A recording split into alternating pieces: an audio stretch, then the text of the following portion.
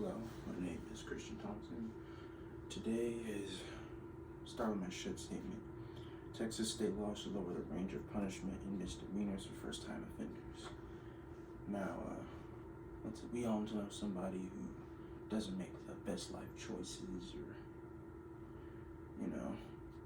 bright in their ages, or the age it's non-committal.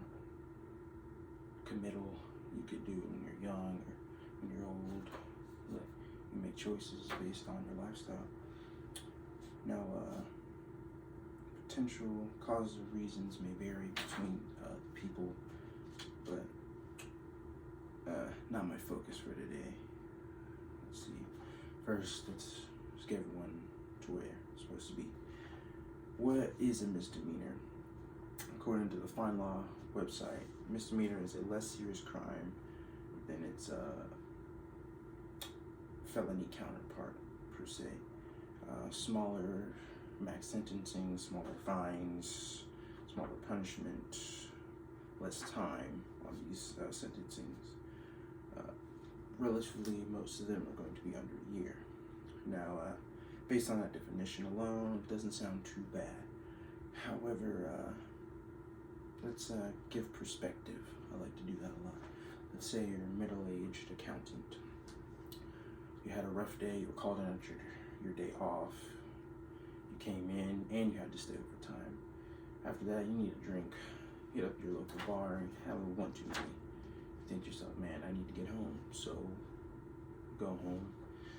But get pulled over, detained, and, well, your court date comes up, and you're fined about $1,500 and 5 months in jail.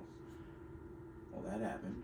So, and you overheard the judge that day was going easy on you. Now, after you serve your time, you get out and pay your fine, of course, and you find out that you now been fired from your job, and first offense DWI on your record, now making jobs harder to get for you and making a lot inaccessible completely. And that's a bit of an eye-opener, I must say.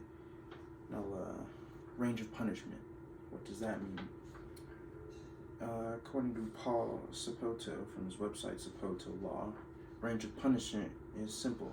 It just means the maximum/minimum a jury or judge can abide by while sentencing you.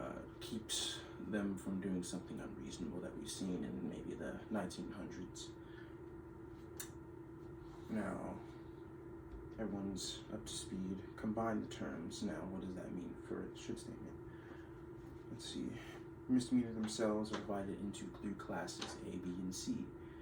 Each class, of course, has their range of sentencing and its own list of what falls into the category and fines. C being the least, A being the most. Now, Class A, just to give context, misdemeanors punishable up to a year in county jail and or fine up to $4K. Class B, 6 months max and up to $2K fine. Class C misdemeanors are only up to $500 fine only. Now, as a side note, legal fees, depending on case, can be more than $500 for most, so you can end up paying more than that. Now, opposing argument I will like to make is for non-first time offenders, pushing the envelope per se on the way you went about, never really accepting or abiding by the laws is bad. You can't live your life like that. It's not good. And especially if you get multiple infractions, you're already slim chance of a decent career just kind of went down the toilet a little bit.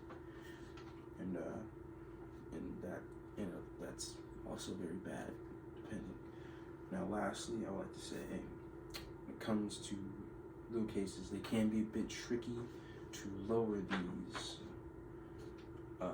Now that you know the effects and example, but because there are insinuating circumstances for each case. Each case is different.